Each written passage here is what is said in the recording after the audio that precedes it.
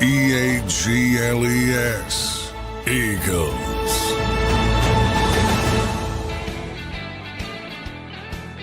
Welcome in, everybody, to a Football Friday here on Birds 365 across JAKIB Sports. Getting ready for Week 14 in the NFL, which kicked off last night. And Johnny Mac, we are not the only contender in the NFC. That was two good football teams last night between the Lions and the Packers. Lions ultimately edged them out at the end and got the win 34-31. We will break down the Eagles' upcoming game this weekend, but I do want to start. There's a game? I didn't know there was. I know, right? Boy, How you doing this Friday morning, I've never John? seen less hype on an actual game in my life in Philadelphia than this one. I really haven't, at least since I've been here. Yeah, I've been it's back. low. I'm telling you, I turned on a lot of Eagles shows yesterday. A lot of talk about everything but the game with the Panthers. Boy, poor Panthers, man. Hey, maybe it's a little bit of a door open. Take advantage of it. Try to surprise. Hopefully the Eagles are not the same way as everybody else. I'll say that. And I don't think they are. But everybody outside the building, boy, like I said, I have never heard less talk about an actual football game. All about how about inside? Detroit going to lose. Detroit. No, the Eagles, are smart enough, disciplined enough not to go that route. At least good. That's all that matters. I mean, shit. Yeah. At least publicly. But again, it's human nature. Everybody thinks it's a walkover. It's a speed bump. Yeah. I wish you could take the helmets off the stickers off the damn helmets and just treat every game like you're playing the Ravens, for crying out loud. It doesn't matter. John, what'd you think of that game last night, man? Crazy. I thought it was a really good game. I stayed up for the whole thing. Two good teams, man. That Packers team, you were credit to you because you told me they were coming. If they figured out a couple things, they were going to be good. Jordan Love really does make some really good plays at times. What'd you think of that game last night, Lions, Packers? They're a little bit like the Eagles in the fact that they start slowly, or at least the games against, they got down big against Minnesota, and then they came back and almost tied it late, and they were terrible in the first half offensively, Jordan. And then all of a sudden they start clicking in the second half, and there's nothing you can do. So, man, if they do figure it out and they start playing up to their potential, and they didn't have Romeo Doubs. They didn't have some players as well. Everybody talked about Detroit and how many injuries, rightfully so, defensively. I mean, that is put together with fishing line and everything else. I mean, that defense. And then they lose a Lee McNeil in the game, and then they lost Brian Branch late. For all the knuckleheads wondered why they went for it on 4th and 1. They didn't want to go to overtime. Yeah. And you give Jordan Love 45 seconds the way he was playing. I think that was not only the right decision, even if it doesn't work, it's the right decision, because that defense was not equipped to handle what was about to hit them if the Packers got the ball back, even with that limited amount of time. We've seen it. The old school thinking of, I'm gonna be conservative and against good teams that can move the football, that are hot. Boy, that just does not work in the modern NFL. So I thought he made the right decision, won the game with it. Not because he won the game with it, because I hate when people give up possessions. I hate when people, even earlier when he failed, the 1 4th down where he failed in his own side of the field, I have no problem with. I hate teams that give up possessions. Now, they were going to sneak it, and Green Bay took the quarterback the gaps away, the A gaps away. And Love killed the play, and Gopp killed the play, and I didn't love the play coming out of the kill, which was running outside wide. Then you give an opportunity for the defense to penetrate, which is all up at the line of scrimmage. So I didn't like their adjustment, but I have no problem with the decision to go for it. So, yeah, but the 4th downs, the Eagles, and this is one of my pet peeves, because the Eagles had such an advantage over the rest of the NFL by being the most aggressive team when they started this during the Doug Peterson era. Now they're not the most aggressive team. They're one of the most aggressive teams, and people seem to want them to get less aggressive. And then you're going further backward from Detroit, who's just going to keep their foot down and keep that pressure, just from a math standpoint. Think about it. You got to get 10 yards every 4 plays. You're going to stop the Detroit Lions over 4 plays from not getting 10 yards. That's tough duty. And that's one of the reasons they've been so successful over the past 2 years. So I think people have to open their minds to what's actually going on there. I know I'm not going to win that argument, but yeah, I think that. And then, it's just, I'll say we are a no referee zone here. Control what you can control, but just freaking stop it with the officials. Yeah, we already got a super chat. Nick Marchetti said, clear as hell push off by St. Brown on that last drive.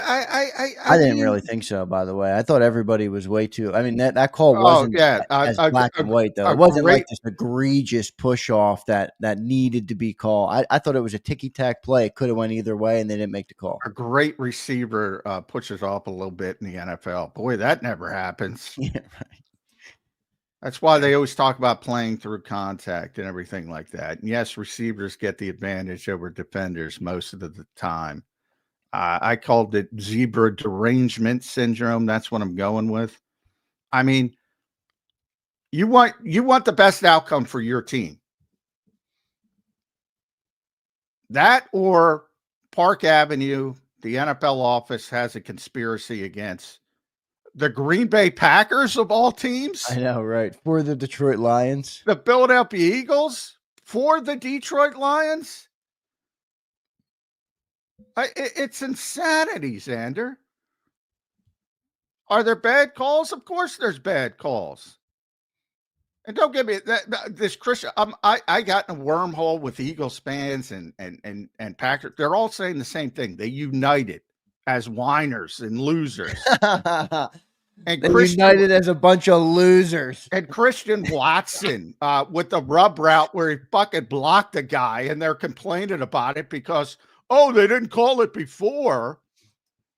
Everybody in this league runs rub routes. There wouldn't be an NFL offense without rub routes. They call it rub routes when you do it right. There's got to be subtlety to it. When you're not subtle. Yeah, that was not subtle. That was the opposite of subtle. Completely opposite of subtle. But just think of it from that standpoint. The Green Bay Packers. The NFL wants the Detroit Lions to win over the Green Bay Packers. And why isn't Dallas good? And why hasn't New York been good? Both teams for a decade. Or the Los Angeles or Chicago. Right. It is literal derangement. Is the game over legislated? Yes. I say it all the time. Do they make bad calls? Yes. Do you have to persevere through them? Yes. They have nothing against your team, especially when your team has the guy handing out the fines, John Runyon, and your team has a guy who loves them, Troy Vincent, who's the vice president of the goddamn league. Stop it. We are on a great start on this Football Friday. We got to stop it already. And that may be my favorite chirp forever from you, John. People united as whiners and losers. Not just Eagle fans, Lions fans, Packers fans, NFL fans. You are united as whiners and losers. Why do these people that is a even great chirp there, it's not everybody. Why do you even watch the game? If you're going to blame every game on the officials, only losses, of course, wins are fine. If you're going to blame every game on it, why even watch? Why even bother?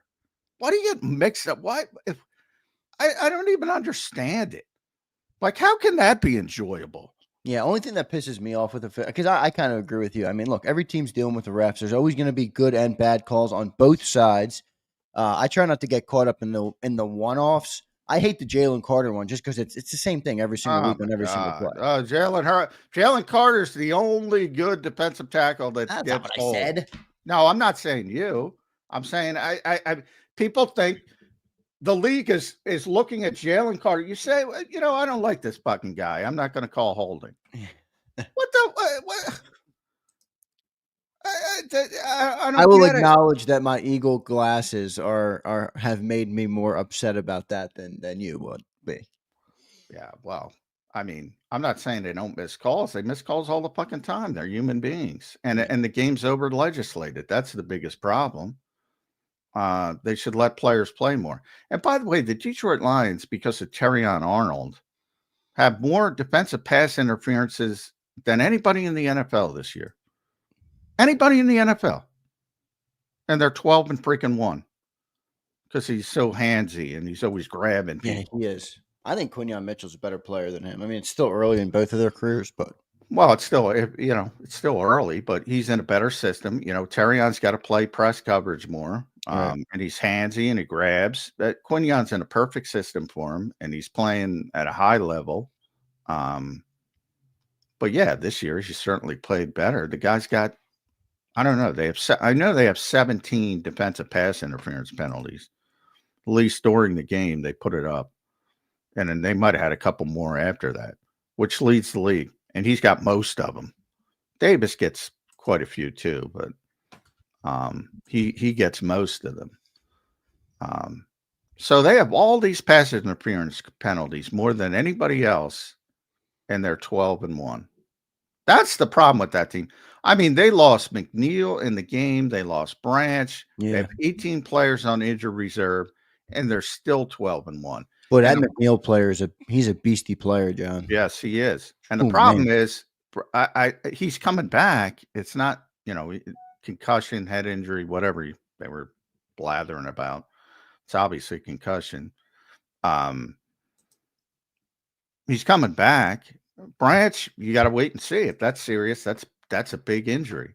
That is a big injury if he's got to miss some time, because he's a really good player. Some of the guys are coming back. Anzalone's coming back. Some of their defensive front people are coming back. So the team you saw defensively last night is not the team you're going to see in the playoffs.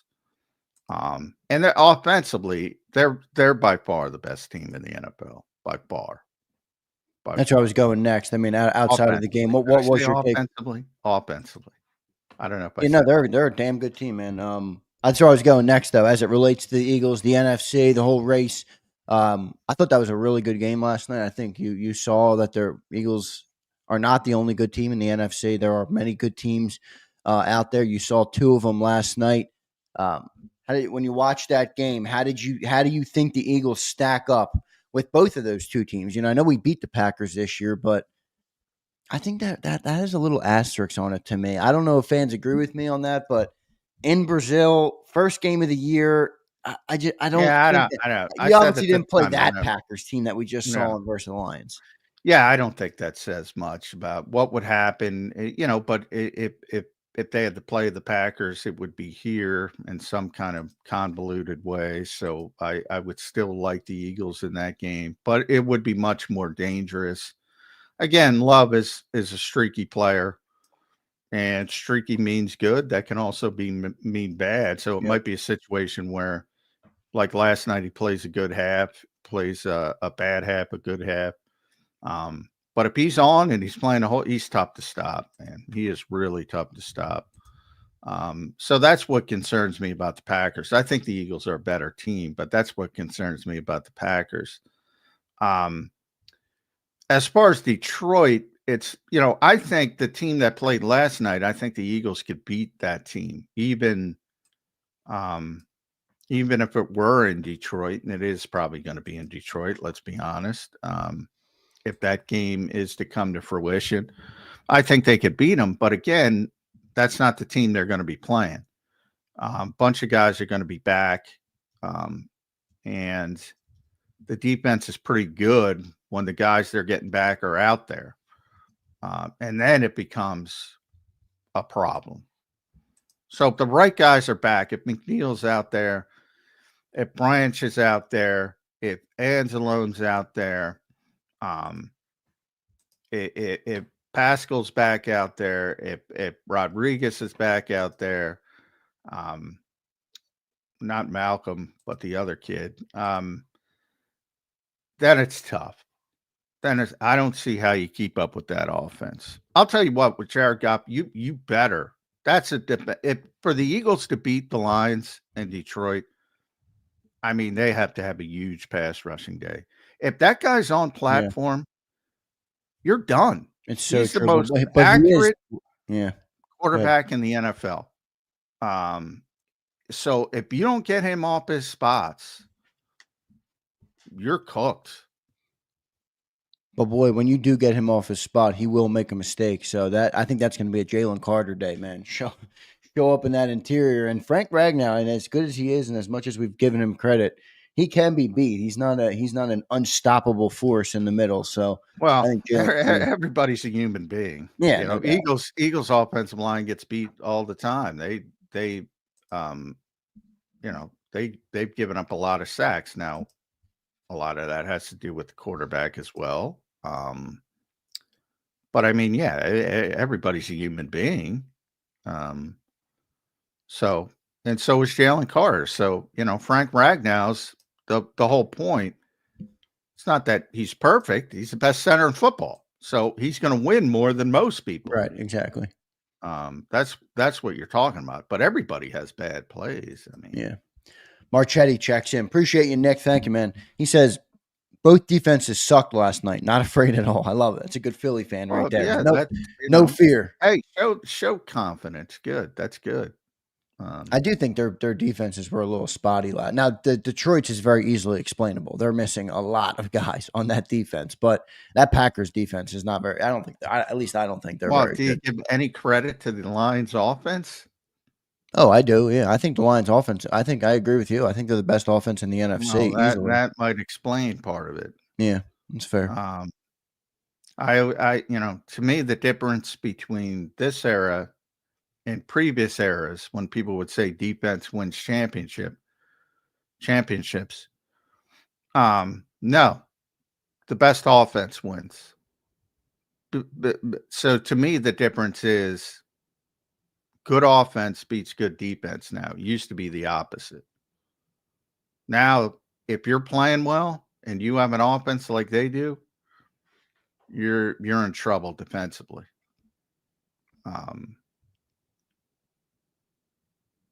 And they have a good, and remember, Dan Skipper, great video of Dan Campbell, Dan Skipper throwing up in the locker room afterwards.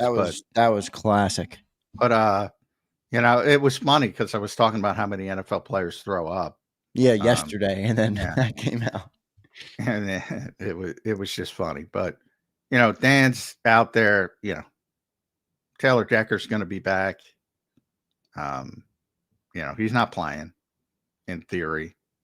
Yeah, I mean, they were missing a limb for a little bit, and they're going to get back DJ Reader. I mean, their trenches were significant. I forgot DJ Reader. Yeah, DJ Reader's that DJ Reader's a great player. Yeah, their interior of DJ Reader and Alim McNeil, that might be the best in football. Yeah, in a way, it's built to stop the Eagles, for crying out loud. I mean, if you want to stop the run, you need good guys on the interior, and they have two really good guys on the interior. Yeah. And so the guys playing yesterday, a lot of them wouldn't be playing if things go the way they're supposed to go and they get some of these guys back. But,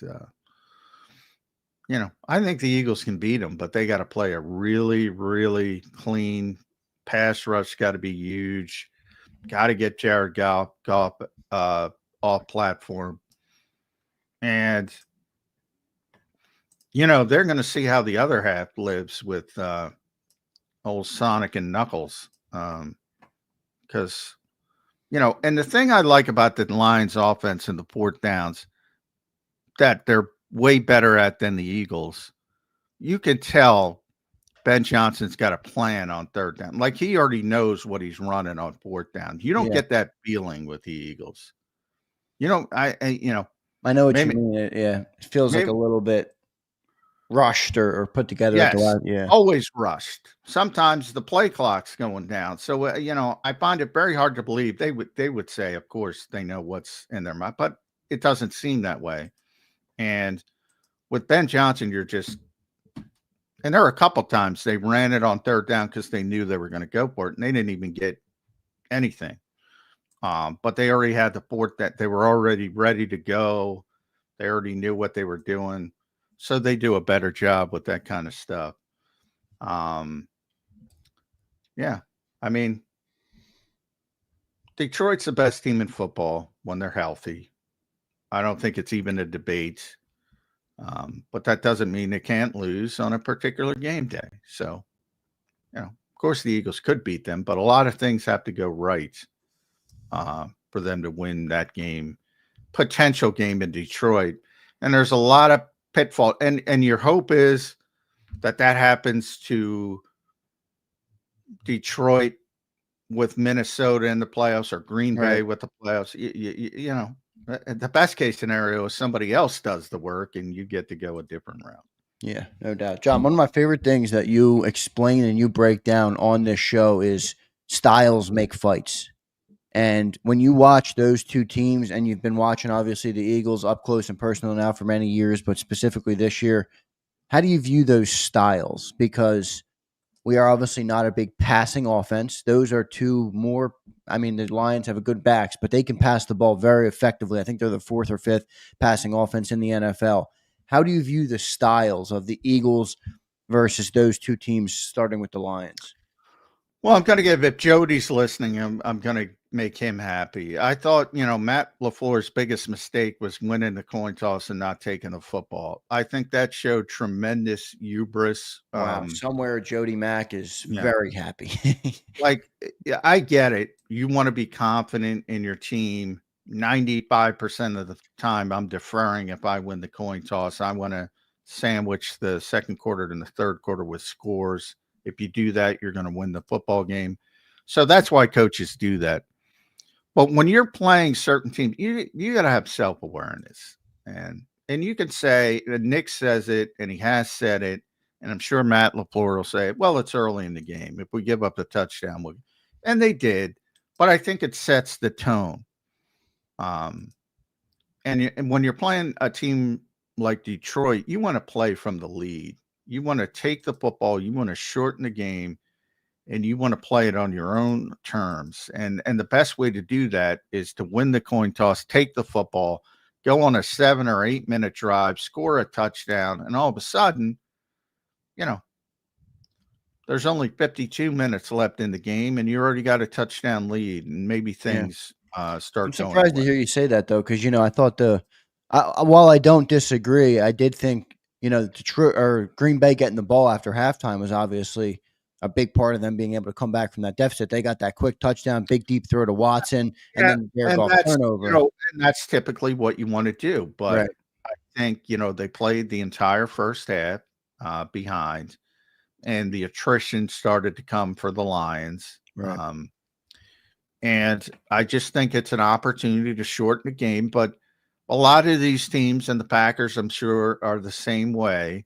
They don't want to signal to their own players that, oh, I'm a little worried about this team. Right. And I think there's got to be a little bit more self-awareness, or I think there's got to be at least, and you can frame it the right way. If you're the coach, you can say, well, look, everybody knows they've one of the best offenses in the NFL, the best. And in my estimation, at least from an efficacy standpoint. And they're banged up defensively. I mean, you go to look, they're really leaking oil defensively. Let's take the ball with our great offense, right, and set the tone. It's easy for you to do it. I agree. I know Nick would never do it because he's got the same kind of hubris. No, we'll take the ball. And then you're down 7-0. I don't like that. Now, yes, can the defense stop them? Yes, of course. I don't like those odds if they're clicking. Boy, if you're the worst NFL team in the first quarter, though, maybe it's a different story with the Eagles. Take that ball in the second half where the team has been much better. They will. And they will. in that type of situation, they're going to defer. They always defer. Yeah, I know But they're gonna. for I think in rare circumstances, and I'm talking 95% of the time, I'm deferring. But in rare circumstances, I think you got to be honest with yourself. And I would try to shorten the game if I was playing Detroit. I think it's common sense, but other people obviously disagree with me, and that's fine. So I don't know why I got on that tangent, and I forget your question. Just But the styles make fights. Eagles, Detroit, oh, Eagles, Packers. You know, how do you view those styles and who has the advantage just from a stylistic matchup? it's hard. It's hard to say because I haven't seen the Eagles play a team like closest would be Baltimore, but and they did a good job. But my concern with Detroit is, if you get down 9-0, it's not as easy to assume it's going to stay 9-0. They're more explosive, even though Baltimore's had a great year statistically. I think you see how much more explosive Detroit is. So that's my concern. You get down 2 scores to them, then it becomes a shootout, and you can get back into it. Jordan Love got back into it with some great throws and some great plays. Have we seen that from the Eagles? Not yet. But I also on the flip side, the Lions, I don't think they've seen a defense as good as the Eagles have this year. Well, yeah, I mean, the Eagles are number 1, so Yeah. it's hard to be better than number 1, Right. and I haven't played them. And yeah, I like Vic, but you have a very accurate quarterback, so it takes away some of the general abilities of that defense to create. I mean, one of the things is make them go 13, 14 plays, make them go the length of the field, make them make the mistake, limit the explosive plays. But this is the kind of guy, if you go back to the Gannon era, this is the kind of guy that can go 22 of 23 if you're just going to let him, throw underneath. Which he's done several times this year. I mean, he's had a perfect game this year. He put 18 of 18 one game. I think he was 10 of 10 in the fourth quarter last night. I mean, he is that guy. He is. So that's a problem. And then the running game. I mean, for all the talk about, the Eagles linebackers, and they've been one of the big stories this year. That dynamic of thunder and lightning, again, they call it Sonic and Knuckles, which is better, but the dynamic of the explosiveness of Gibbs and then just the physicality of Montgomery. In many ways, that's tougher to deal with than just one guy. Because, man, you're all of a sudden you're getting body blow. Montgomery's beating you up, and then here comes Gibbs, who looks like he's even faster than he is, and he's plenty fast than on his own. But then you contrast it to the big physical back, and he looks even faster. You're an Alabama guy, you know how dynamic he is. It's a good team. It's a good team. I don't think anybody matches up well with them, and that's unfortunately including the Eagles. We will say one more super chat here, and then a member chat, and then we'll move on, get into this Eagles-Panthers game. Yes, everybody, there is an Eagles game this weekend. Eagles-Panthers, Week 14. The 3-9 Panthers taking on the 10-2 Philadelphia Eagles. Could be a good one there. Nick Marchetti says, "What are the most likely losses for Detroit?" Well, Nick, if you're trying to get that 1 seed, it's looking uphill. I mean, but they do have some tough games. They have the Bills. If I'm not mistaken, it's then the Bears. Then it's the 49ers and then the Vikings, I believe. So, and they basically have to lose 2 games, and you're going to have to win out if you're the Eagles, unless you expect them to lose 3 games. So it's going to be really difficult. The easiest path to the number 1 seed for the Eagles would have been losing to Green Bay for Yeah. Detroit. Even a loss to Buffalo, because it's an AFC team. Both of the Eagles' losses came to NFC teams, so that doesn't help that much. You need another loss, and that means San Francisco, Chicago, Minnesota, and I know Minnesota's at Ford Field, and that's Week 18. I don't know where I the believe other they play in Minnesota. Or no, they play in what's the last one?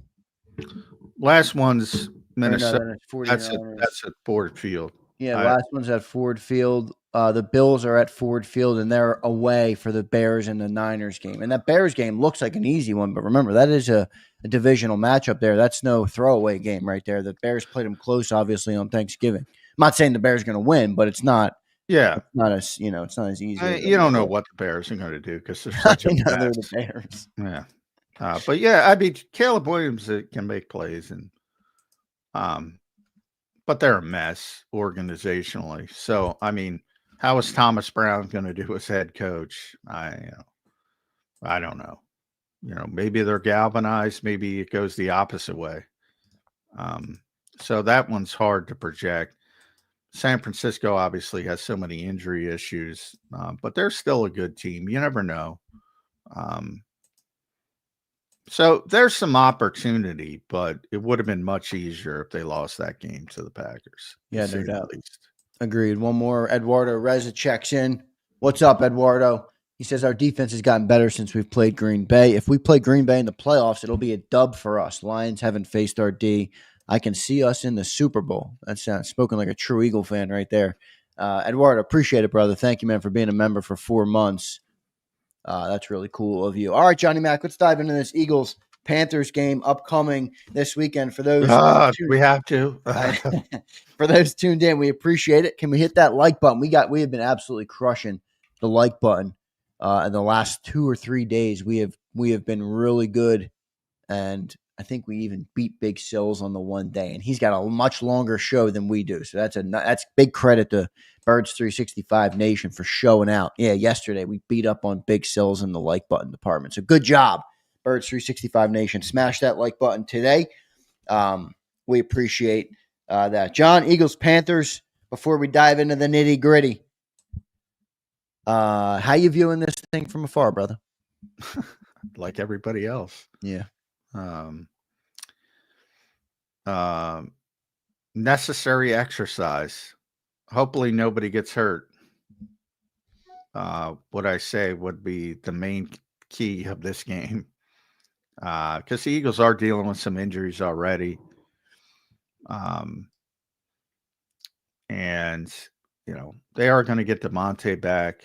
So I would say that should help the passing game. But, they've decided they don't want to pass it anymore. This doesn't strike me as the game that they're going to go against that because it doesn't look like Carolina's equipped to handle the Eagles' running game, to say the least. And Bryce Young has been disappointing. But now he has played a little bit better since he re-entered the lineup. So, I mean, you're not the number 1 overall pick because you're not talented. He's obviously got talent. So I guess if you want to hold on some kind of, maybe they can make it competitive. Who knows if Bryce Young has a good game, but against Vic Fangio, I'll take those odds. Yeah, me too. And I know they did play the Chiefs close a couple weeks ago, which I think is what a lot of people think about. Certainly what I think about, because the Chiefs are obviously a perennial Super Bowl contender every single year with Patrick Mahomes, and they are 11-1 right now. So, I thought that was interesting that they could play that team that close, but I think the Eagles just match up. We just talked about styles make fights. I don't think this is a good style matchup for the Panthers. Yeah, they got a bad defensive front against a tremendous offensive line. That's not a good and best matchup. running back in football this year. I mean, what are they going to do? Now, their offensive line, like I said, that's probably the best part of their team. which to me is a terrible sign. I mentioned earlier in the week for Carolina, because usually you can explain bad quarterback play with bad offensive line, or at least, help trace it to that. They're actually darn good on the offensive line. So that to me is a really bad sign for the quarterback. Really bad. And they don't have a ton of skill position players, but Chuba's pretty good, But he's not explosive like Saquon. He's not going to, run for a 50-yard, 60-yard, 70-yard touchdown. Not that type of back. So I said, if you want to teach guys how to run routes, go show them Adam Thielen. But he's 34 years old. He's not the player he once was. So they don't have the skill position players. They don't have the quarterback. They don't have the defensive front. And to me, that's the obvious. That's where this game goes off the rails for Carolina. Yeah, agreed. And they're okay. And they're playing better. They're not the worst team in football anymore, but they're close to it. So they're pretty bad. Anytime you're in a conversation with the battle of the worst in the NFL. Yeah, I mean, look, it does get that. I hope the Eagles are not thinking about this like we are, and I don't anticipate that they are, but it certainly has gotten that trap game feel more throughout the week because of the crickets around the city on this game. I mean, we've had topics all over the board, not just on this show, on every show, that are everything but this game. And it's, you wonder if that trap game will creep into it. I don't anticipate it will. I just don't think the Panthers are good enough to deal with this. I think it's going to be simple. I think the game could be over by the third quarter, John. End of the third quarter. Maybe. Yeah, and one surprise. I mean, the Eagles haven't started well anyway. But just run it this week. Don't try and be cute with that passing game in the first couple drives. Just run it with Saquon. You'll have 2 touchdowns in 8 minutes. Could be. I don't think the Eagles will go that far, but they'll save that for the second half when they wear them down. Tenderize them, and then I think they'll go that direction. I do think, part of it is getting ready for things down the road. So, part of it is getting DeMonte back in the mix. Maybe it's a prudent decision to use this as I don't want to say glorified scrimmage, but what the hell, glorified scrimmage. So work on some things. I would take that direction. Yeah. And then the second half, then I agree with you. Then just, maybe, get the 2 touchdown drives and then get everybody out. A total snooze fest with this game. We're going to dive into it a little bit more. That's disrespectful for an NFL team, but I just can't see it. And even, John, it's even more so coming from you. I don't mean that as a slight at you, but you are the objective mind where you don't fall into the fan. I don't see, who cares? But boy, you are. I don't the way see you're talking about this thing is. I don't see any path other than 5 turnovers, special team score, pick 6, yada, yada. I don't see any way other than an utter catastrophe from the Eagles, which I don't think is going to happen. No, they're not even going to put themselves in a position to have an utter catastrophe. Normally, utter catastrophes happen when you're under pressure or you have to come back or you have to do something a certain way that you're not. Eagles can play their own brand of football here and I think get out of there really relatively easily. So we'll see how it goes this weekend. That's a 1 p.m. game.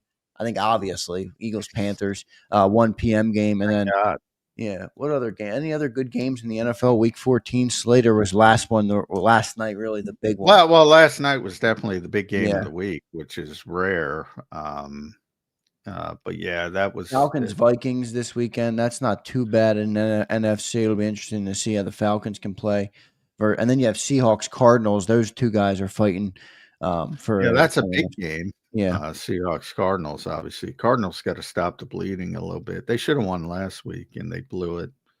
Sunday night game's pretty good too. Chargers Chiefs. But somebody's got to win that NFC West, and somebody's got to win the NFC South. So still plenty to play for those teams. Yeah, it's really the North and the East though are making up. I mean, even if you look at the playoff picture, obviously, the South and the North get in there, and then the three wild card teams are the three other teams: the Commanders, the Vikings, and Packers. and the Packers. Yeah, so they're definitely some good stuff going on there. Let's get to our first commercial break. I want to thank everybody for being here this morning. John, will you dispute this? Fly Park says Johnny Mack is a Vikings fan. Yeah, I would dispute. A lot of people say it because I used to cover the Vikings, and I know a lot about the Vikings. I didn't think you were a fan of them for a long time. So a lot of people think that about the Eagles. Like people outside of Philadelphia, believe it or not, say, "Well, he's an Eagles writer, so he's an Eagles fan. He's a Vikings writer, so he's a Viking." I've gotten Packers. I have a file on my computer of hate mail. Oh, a receipts file. I love it. I haven't gotten the 32 teams, but I'm a fan of about 28 or 29. And that means you're doing a good job. Like people think I'm a Detroit fan now because I speak so highly of Detroit. So people, oh, you love the Lions. I'm like, come on, dude. I didn't pay attention to Lions for years for the same reason as everybody else. They weren't relevant. So yeah, I have about 28 or 29. I forget the teams I got to get to. Pretty much the teams I shit upon. I don't think anyone has ever called me a Bears fan because or a Panthers fan. I'm going to go with the team we're playing this weekend. Raiders. I think no one is. That might be the other team. But yeah, everybody says. I did like Chuck Foreman when I was young. And that's another reason why people say that. So you have no NFL fandom at this point in your career. Well, first of all, I can't. That's what I said. If you want to be a fan of a team, don't cover that team. Yeah, I agree. Yeah, and listen, I think that's a credit. All that hate mail, I think, is a credit to how objective and good you are at what you do, and that's the point of what you do. It's not to be a fan. Fly Park says, "Zander, put me on Front Street." But I gotta admit, I'm a Chuck Foreman fan. If you know who Chuck Foreman is, so if you want to go down that route, somebody. I don't give a shit about anybody today, but I was a fan of Chuck Foreman. That makes sense.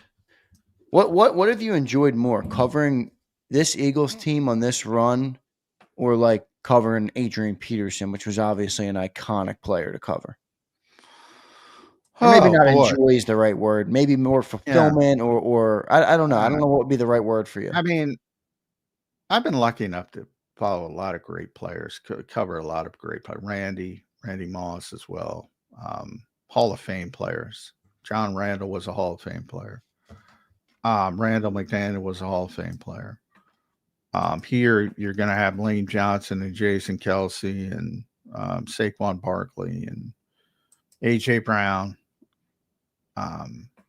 So it's always, I do have tremendous respect for those guys. Like I gotten some, even Avante, like that's the second thing. I'll go up on a quick tangent. Like I wrote at practice yesterday, Avante was working with the safeties because Reed Blankenship and is probably not going to play in the concussion protocol. Sidney Brown probably not going to play. It's missed practice with the knee injury, not the ACL knee, the other knee, but so don't be too concerned. But they're down two safeties. So Avante's working at safety. Now Tristan McCullum's going to start the game. Oh my God, the hate that Avante Maddox gets, it's just unbelievable. I'm like, what is wrong with you people? I mean, yeah, he hasn't played well this year. I'm not trying to state that's obvious.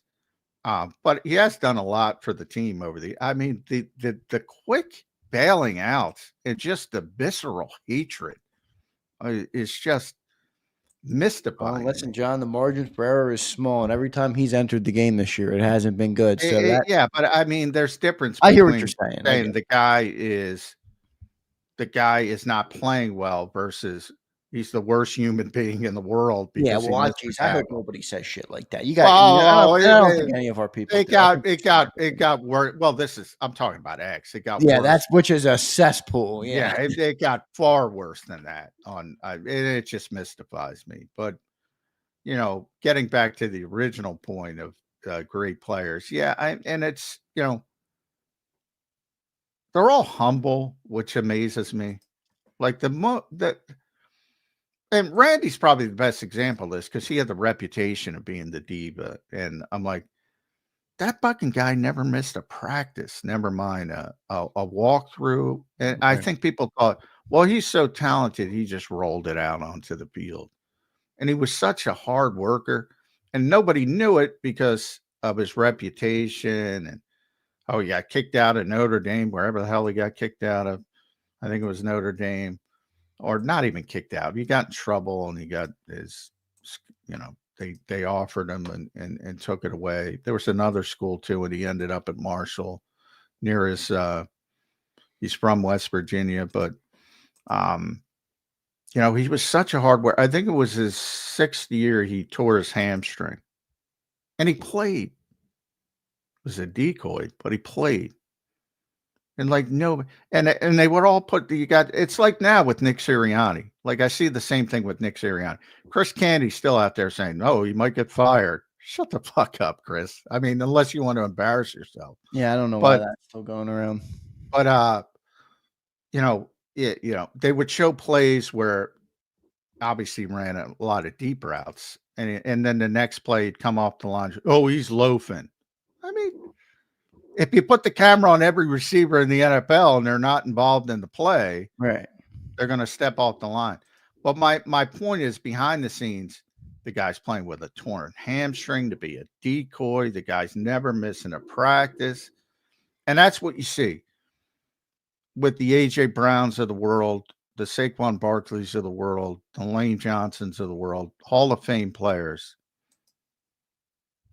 Incredible work ethics and being humble to understand, they're going to have bad plays and even they need to improve. That's what sets those types of guys apart. So that's the funnest thing to watch.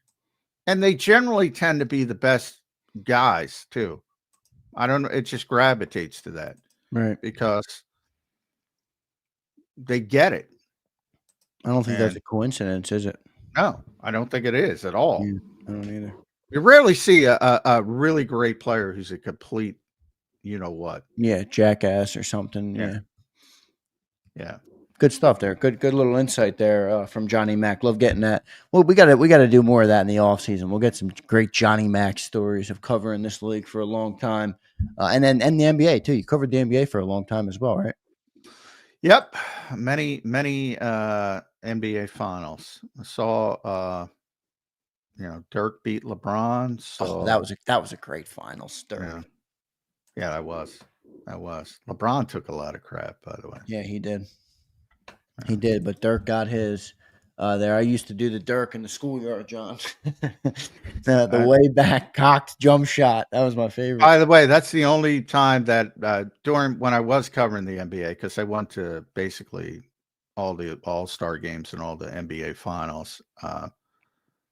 LeBron knew my name for a long period, so that's when I became a Z-level celebrity. When LeBron James knows your name.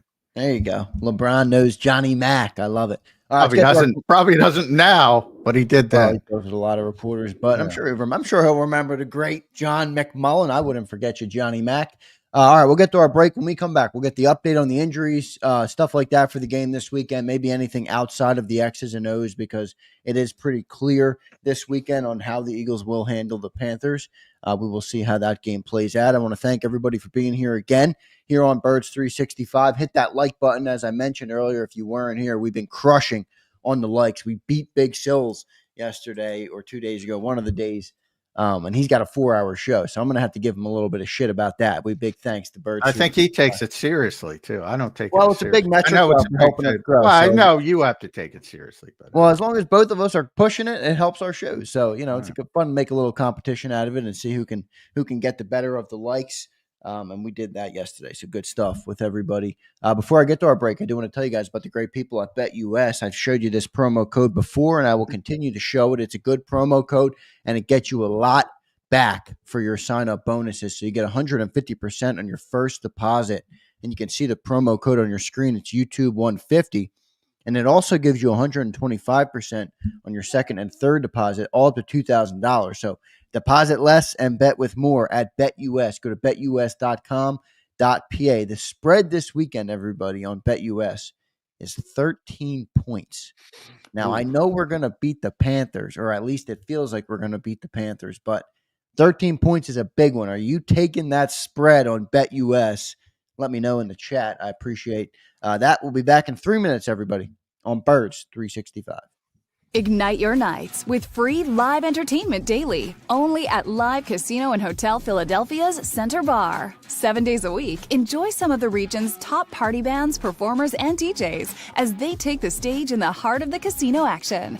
Great cocktails, live music, and lively moments. It's all happening at Center Bar at Live Casino and Hotel Philadelphia. Visit livecasinophilly.com for more details and the complete list of upcoming events. Must be 21 or older. Gambling problem? Call 1-800-GAMBLER. The following is a real testimonial from the father of a young injured victim. I didn't think she was going to make it. Major Perry's daughter was the victim of a horrific accident caused by someone else's negligence. If you don't find the right counselor, law firm that you're looking for, you will get lost in the wilderness. Badly injured? Call the Fritz and Bianculli Law Firm at 215-458-2222 and find out why they say, "We got this." In our hometown, we all look out for each other. We step up to keep our communities going strong. And at Independence Blue Cross, we're here to keep you going strong as the #1 health insurer in the region. No IBX is always looking out for you.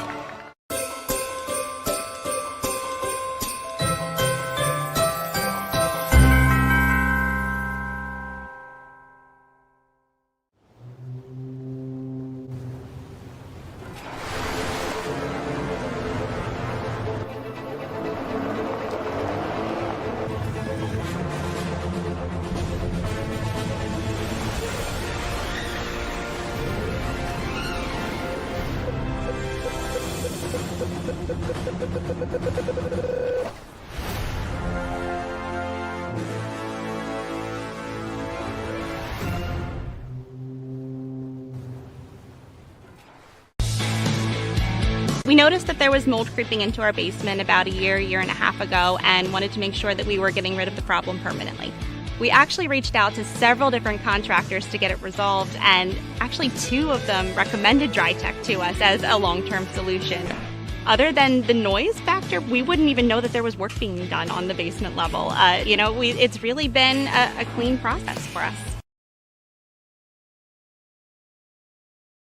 Score and save this football season on your car insurance. Before the next game, save up to 40% on your auto insurance policy. That's right, 40% savings. Call an audible this season and contact the Del Val Insurance Group. They're an advocate for you, not an insurance company. That means they'll get you the right coverage and save you up to 40%. Call managing partners Fran or Jim of Del Val Insurance, 215-354-0122, or score and save at dvigi.com. dvigi.com. EAGLES, Eagles.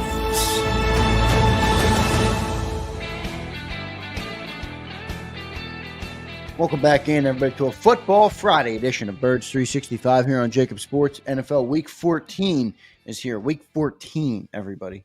We are moving right along in this season. It's going by very quick already in the backstage of the year. And Week 14 kicked off last night with a great game between the Lions and the Packers. 2 teams the Eagles very well could see both of those teams potentially in the playoffs. So that one had some good implications there. And the Lions got the win last night. John, coming up for Eagles Week 14, they're playing the 3-9 Panthers. Looks like it'll be a win, but what is the injury report? What's the update on who will be back, who could miss this game? I know you don't know everything yet, but what do you know so far about the Eagles injuries and who's going to play in this game? Well, I think the biggest guy coming back is Devontae Smith, who is cleared. He's been practicing fully, and that's the kind of thing where I might differ a little bit with the Eagles, to be honest. I'd like maybe give him another week and make sure he's ready for Pittsburgh. But the Eagles have been pretty consistent with the thought process of, if he's healthy, he's cleared, he's going to go and he's going to play. So he's going to be back. Slay should be back, so that's a good part of it. Obviously, Dallas Goedert is going to miss the game, so it's going to be interesting. Are they going to go just with Grant Calcaterra and CJ Uzama, who they added to the roster? Potentially, they can't elevate EJ Jenkins because they're out of elevations with him, so they would have to add him to the 53-man roster. I don't think they're going to do that, but we'll see how that shakes out. Very unlikely Reed Blankenship is going to start. As I said, in the concussion protocol, hasn't practiced at all this week. History says only one player this year has gotten through it in 1 week for the Eagles, and that's Ben Van Sumeren, who's now out for the year, ironically, with a knee injury. He's the only one. Everybody else has not gotten through it in a week. So if you're playing the odds, Reed's not going to play, and that means Tristan McCullum is going to get his first NFL start. Did a pretty good job subbing in for Reed in Baltimore. I'm sure Carolina will have him circled, but I don't know if they can do much about it. The problem is Sidney Brown's also hurt and hasn't been practicing this week. So if you're down 2 safeties, all of a sudden you're very light after Tristan and CJ. So Avonte Maddox, as I mentioned, has been working with the safeties this week. You could elevate Andre Sam from the practice squad, but you can see depth could be a concern there. And then the one iffy player is Britton Covey. He was back at practice, suffered a bit of a neck injury against Baltimore. But they were still making sure that Cooper DeJean was taking some punt return reps and in the ball security drills just in case Britton's not able to go. And I guess Johnny Wilson, he's been practicing, but he's limited with the hamstring. He missed last week's game. That would help for had the big blocking receiver instead of the third tight end. Maybe they can go about it that way if Johnny's able to return. So we'll get clearer indication there. I would expect him to play. The one iffy guy to me, as I said, is Britton Covey. Good stuff there.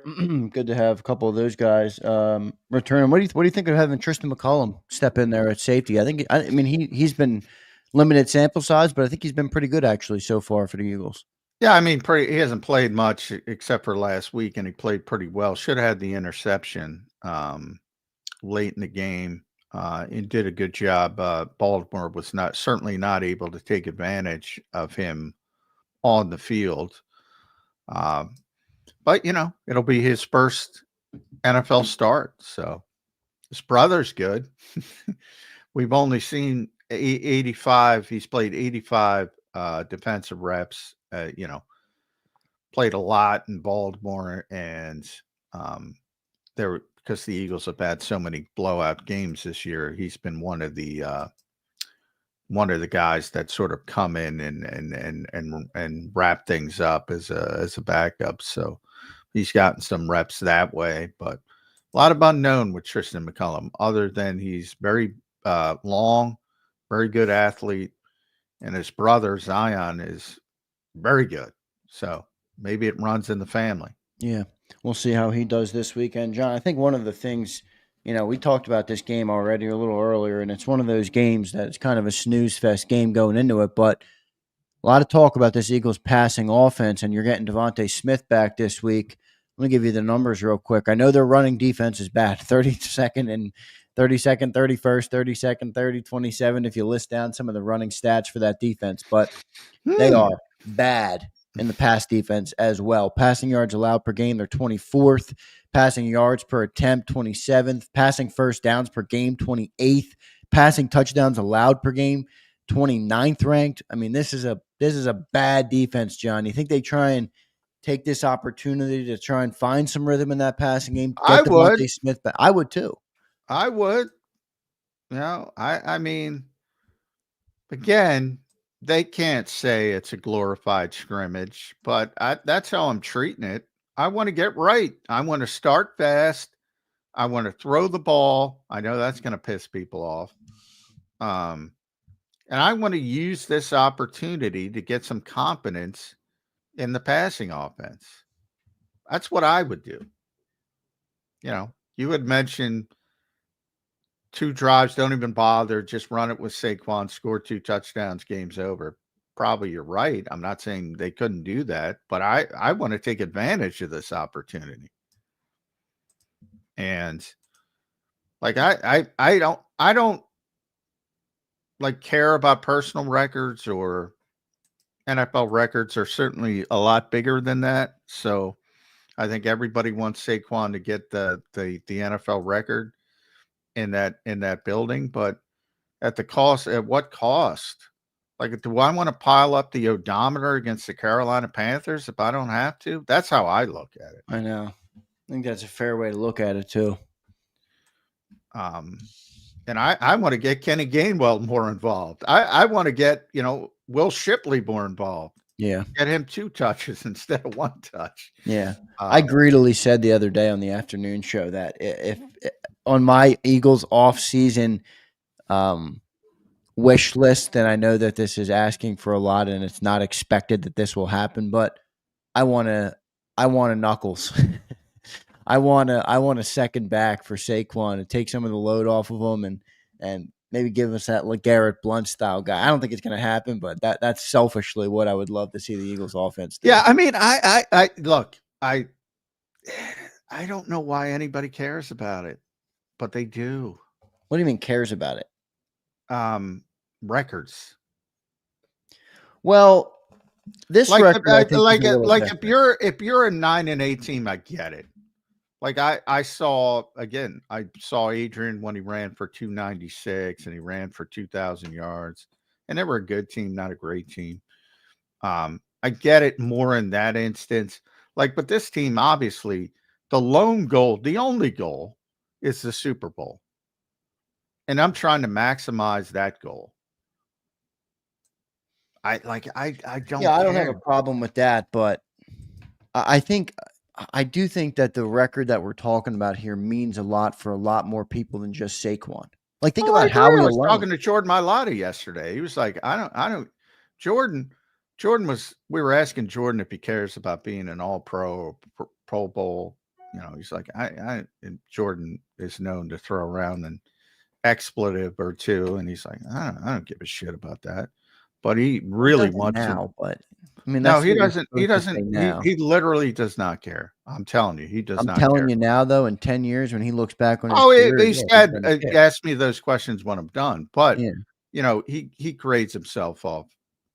He's a little bit different. He didn't grow up with football, number one. Yeah, so true. He definitely has a different perspective. And he kind of grades himself against Lane because he thinks Lane is, and rightfully so. Why wouldn't he? The best tackle in football. But anyway, then I brought up the record and Saquon, and he said that, that would be much more important to him to be part of that, because then you're a part of history, he said. And then, he's not doing it by himself. So that's more meaningful for him. So I get why everybody wants to do it. And if it happens organically, great. I'm just saying, I'm not pushing it. Right. That's fine. I'm fine with that. I agree. I do think that if they maybe get into a close scenario, I think they will maybe push it. And I don't know if I would criticize them for it, but I see both sides. I mean, look, I think it's an organizational thing. I know it's Saquon getting the award, but Howie will love to have that feather in his cap. I'm talking about the rushing award. He's talking about not the rushing award, the rushing record. Yeah, that's what I'm talking about. Oh, I thought you were talking about MVP No, I don't care about that as much. I care. The rushing record is. If you get the rushing record, you're probably getting this, so it'll be baked in. You're probably right. That's true. MVP it's baked anyway. in. But think about the storyline, though, John. I mean, and I'm not putting the cart before the horse here, but if for whatever reason the Eagles did go on to make a run this year, I mean, in an era of passing and how the NFL has evolved, here coming the Eagles pulling out a 1990s or whatever you want to call it type of offense, setting the rushing that's record. already a story. Well, I mean, that's know, already. but if you- I said if- the fact that he's even in the conversation to be MVP is a story in this era. It's a Because it's story, but become- will it be in the history books without some of those accolades? Maybe not. Well, maybe it is, but I guess my point is, if he wins MVP and he sets the rushing record, and you don't win the Super Bowl, is everybody happy? I Yeah, don't no, think you're so. not. That's a fair point by you.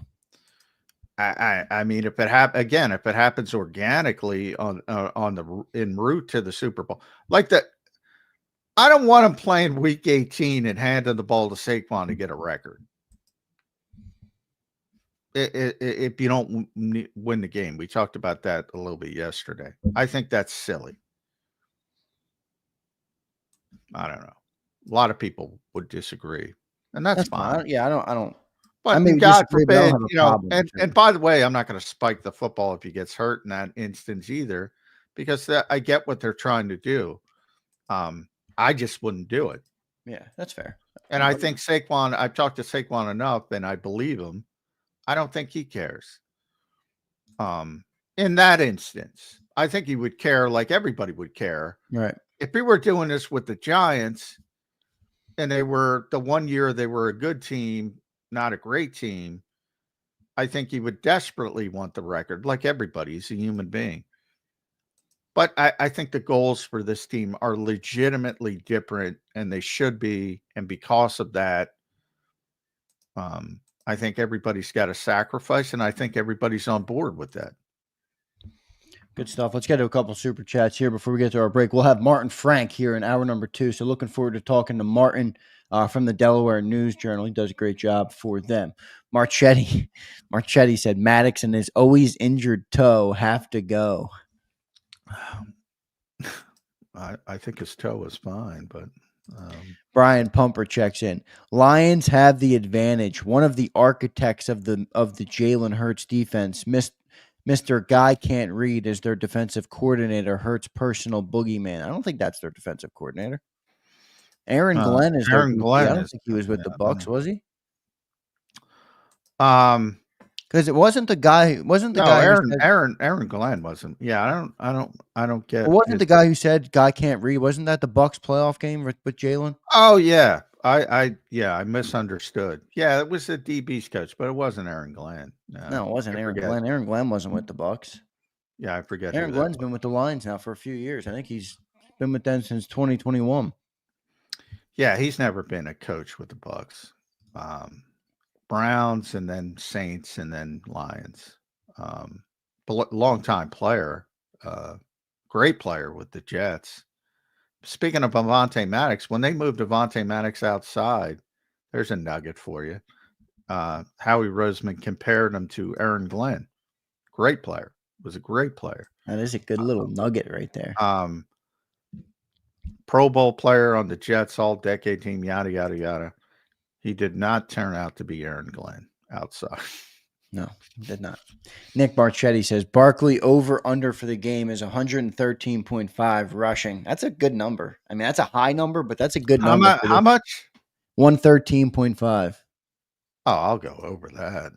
So you're going Jersey this week for sure. Oh yeah. You're screwed with the jersey this week. Oh, I'm not sure. I'm good with it, but yeah, I mean, I am screwed. No, I'm just kidding. This is an easy 125 week, I would think. Certainly feels like it. This defense is literally putrid. A very bad defense that we're going up against this weekend. Brian Pumper says, fellas, I compare this to the Adrian Peterson MVP season. Run heavy, relying on Saquon and a below average passing game. Comparable QBs, to be honest. Oh, come on. I covered that team. The quarterback was Christian freaking Ponder. Come on, Brian. I get you don't like Jalen Hurts, but I mean, those are good. Christian Ponder. I can't even explain to you how brutal he was. they do blush to the right. Christian Ponder used to bail like it was, no, no, absolutely not. Well, That's what, with all due respect, and that's, maybe I'm biased because I covered Adrian, but that's the greatest that's the greatest running back season because that's how bad the quarterback was. And everybody was playing 8-man up because they had no concern over Christian Ponder. And he put together that year. By the way, Kevin Ross was the guy who said Jalen Hurts can't read with the Bucks. Kevin Ross, his name is? Yes. Okay. Is he still with the Bucks? That I don't know. I'd have to look. Because boy, the Bucks have had Jalen's number pretty good. Other than that regular season game last year, they have. Well, that has more to do with Todd Bowles. Yeah, for sure. But whatever combination of cake they're cooking over there in the recipe, they've had Hurts' number pretty good. Kevin Ross, by the way, is from Camden, and he was so he's a local guy here in where I live in South Jersey, and he is still with the Bucks. He's been there for a long time. So, Camden guy. Went to Paulsboro High School and Temple. Kevin Ross. Nice. Good stuff there. So you're not buying the Ponder. Oh, my God. Jalen Hurts is so much better than Christian Ponder. I mean, I don't Christian was not good. Is Jalen Hurts, in your opinion, a top 10 quarterback in the NFL? Borderline, right in the cusp. I think we've settled in. Not this year, probably. I'd have to go through the list. He's not having that type of year, unlike Nick putting him in the MVP conversation. I don't think he belongs. I don't think he's having his best year, to say the least.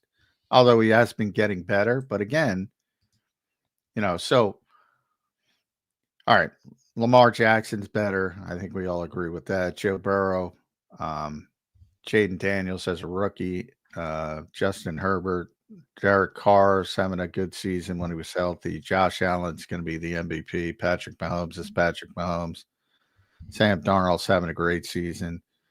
Geno's having a good season. Kyler's having a good season. Russell. Darnold, I think did you mention Goff? I haven't mentioned Goff yet. Yeah, he's not top 10 this season. But he has been top 10. And I said in his up year, probably settled in. In his up years, he's going to be 5 to 10. In his down years, he's probably going to be 10 to 15. And I think he's 10 to 15 this year. That's fair.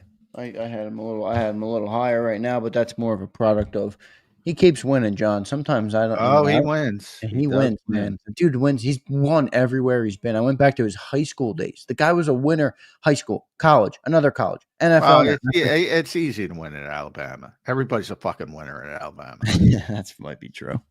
That's mean. That's literally meaningless. I know, but it's not the only time he won. Greg McElroy was a winner at Alabama. Mac Jones was a winner at Alabama. Jake Coker, that's my favorite. Yeah. And Blake Sims, those are my two favorites. I mean, they're winners. Yeah, they're not winners. The fact that he wins at the NFL level, all right, that's legitimate. That's a legitimate criteria. The fact that you win at Alabama, you better win at Alabama or you suck. Jalen Milroe, I think Johnny Mack is talking to you, my friend. 3 losses this year, and they still squeak in. By the way, Miami man himself, Dan Cilio, said that it was the right move to put Alabama in over Miami. Yeah, I don't agree with that. I don't agree with it. Sorry, you can't always that's like the deference, people are talking about. We were talking about the officials, like, are they favoring the Detroit Lions? Why would they favor the Detroit Lions? The marquee team is the Green Bay Packers. The marquee team is Alabama. And you always defer to Alabama, and that leaves the, think about the small window an SMU team is obviously going to be in the playoff. They have versus the window Alabama has. I don't like it. But that's the nature of college football. And there's certain blue bloods Martin Frank's one of them. He's from a blue blood school, Michigan, and they had to play. That's a great school. Yeah, and they had to play so shitty. They're not in, but they get tremendous deference typically. And there's too many of those schools in college football over. And I think it's a better story. I think it's better for the sport if you get some other teams involved. I'll tell you what, nobody wanted Bama to make it, but no team wants to play them either in the playoffs. I'm not sure how that adds up, Johnny Mac, but now maybe I'm just talking my little Alabama smack. All right, let's get to our commercial break. We got Martin Frank in the green room. We'll talk to Martin Frank coming up after the break. We appreciate each and every one of you. Philly D, I'll get to that super chat before the end of the show, brother, as we always do. Never leave any super chats out. Big thanks to that. Before I get to our break, I do want to tell you guys about the great people at BetUS. You can see the promo code I put on your screen. It's YouTube 150. It gives you a 150% sign-up bonus on your very first deposit, and you get 125% on your second and third deposits, all up to $2,000. So deposit less and bet with more at BetUS. Go to betus.com.pa. That's betus.com.pa. Stay tuned, everybody. We'll be back in 3 minutes on Birds 365. Ignite your nights with free live entertainment daily, only at Live Casino and Hotel Philadelphia's Center Bar. 7 days a week, enjoy some of the region's top party bands, performers, and DJs as they take the stage in the heart of the casino action. Great cocktails, live music, and lively moments. It's all happening at Center Bar at Live Casino and Hotel Philadelphia. Visit livecasinophilly.com for more details and the complete list of upcoming events. Must be 21 or older. Gambling problem? Call 1-800-GAMBLER. The following is a real testimonial from the father of a young injured victim. I didn't think she was going to make it. Major Perry's daughter was the victim of a horrific accident caused by someone else's negligence. If you don't find the right counselor, law firm that you're looking for, you will get lost in the wilderness. Badly injured? Call the Fritz and Bianculli Law Firm at 215-458-2222 and find out why they say, "We got this." In our hometown, we all look out for each other. We step up to keep our communities going strong. And at Independence Blue Cross, we're here to keep you going strong as the #1 health insurer in the region. No IBX is always looking out for you.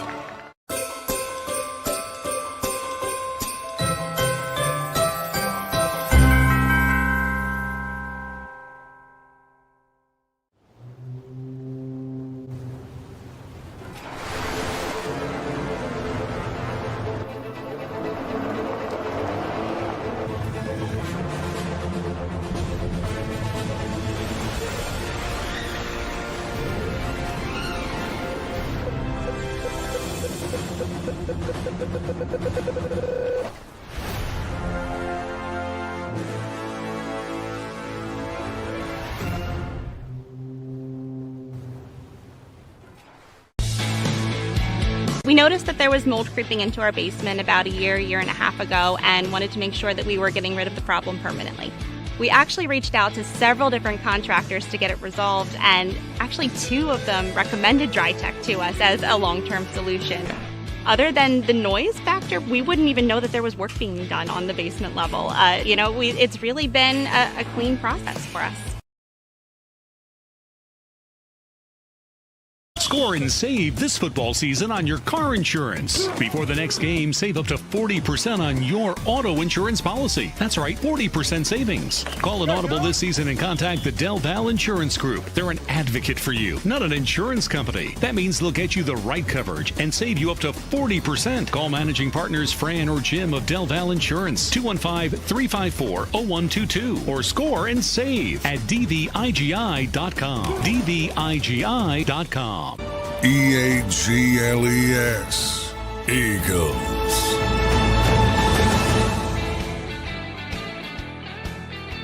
Welcome back in, everybody, to Birds 365, a Football Friday edition of the show, Week 14 of the NFL, joined now by Martin Frank from Delaware News Journal, DelawareOnline.com. Martin, welcome to the show, man. How you doing on this Football Friday? I'm doing great. How are you guys doing? Doing good, Martin. Have you ever felt less juice for an Eagles football game than this one? I feel like the game was last night. I feel like everybody was worried about that game more than they're worried about this game. Not inside the building, but outside the building. Right. Like everyone kind of forgets, wait, they got the Steelers next week. They just played the Ravens, and everyone forgets, they got the Carolina Panthers on Sunday at 1:00. And I think, like, other than the last game against the Giants, this is like the last 1:00 game of the season. I mean, that's kind of crazy. Yeah. We've gotten a little bit luckier this year with 1:00 games, but we had a lot of 1:00s early, it felt like, Yeah. and then they disappeared for In a while. Yeah. So we all hate them for obvious reasons, but when you're a good team, you play in the better windows, and the Eagles are obviously a good team. You got to see, presumably, if you didn't see the game, I assume you watched some of it, two of the better teams in the NFC. Where do you think the Eagles stand after watching the Lions persevere against the Green Bay Packers? I think the Eagles are as talented, if not more so, than any team in the NFC. There we go. Ooh, yeah. But that home field advantage for the Lions is going to be tremendous. Like if the Lions end up with the #1 seed and they're playing the Eagles for the NFC Championship in Detroit, that place is going to be like beyond loud. Yeah.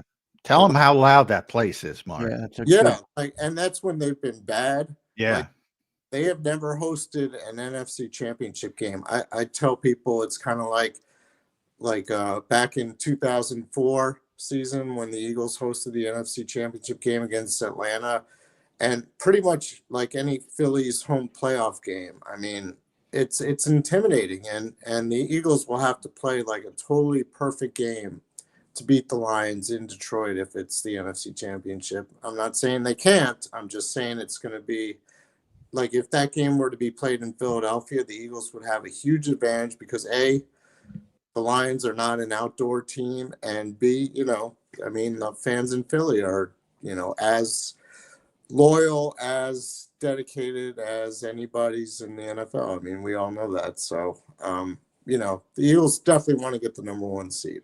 I agree, and it looks like an uphill battle to do that right now. Martin, what do you think of the styles? Because a lot's been made of this Eagles offense, and as dominant as it's been and as great as it's been, and the record-setting performance of Saquon, there is a lot of questions about their ability to pass the ball, and maybe that's just because they haven't had to right now. They've been able to handle teams, but how do you view the styles of the Eagles, who are obviously a run-dominant team, and the Lions, who are also run-dominant, but they're a little bit more versatile in their offense? Yeah, they do it differently. I mean, they use two guys, David Montgomery and Jahmyr Gibbs.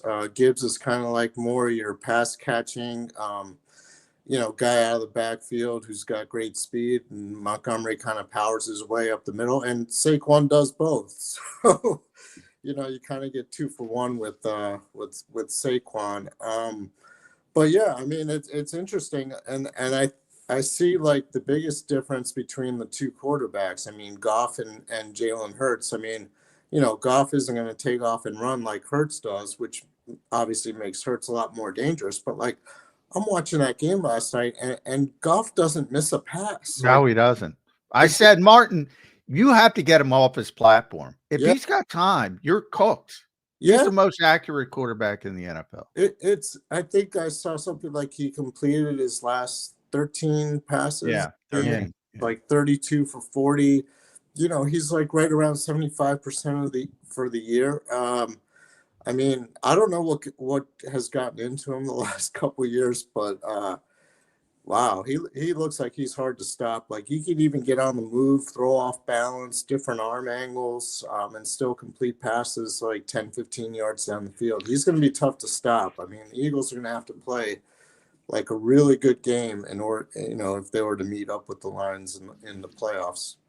Yeah, and I think a lot of us are guilty, myself included, of assuming it's going to be Eagles Lions in the NFC Championship game, and it probably will be. But there are a couple teams that could do the dirty work for you, in the Green Bay Packers, Minnesota Vikings. Maybe they have a big game, and maybe Detroit gets knocked out early. I think that's the best case scenario for all involved. All of a sudden, then the Eagles would be at home in that type of situation. So we'll have to see how things shake out. In between, boy, I I want this team to get better passing the football, Martin Frank, and they're going to get Devontae Smith back. Now, on paper, it says Eagles have the best rushing offense. Carolina is near the bottom of the league. They're terrible defending the run. All right, just go run the ball. I look at it differently. I'm like, this is a perfect chance to get your, I don't want, they can't call it a glorified scrimmage, but I can. Why don't you work on stuff you're not doing well? That's how I would look at this game. Can the Eagles afford to do that?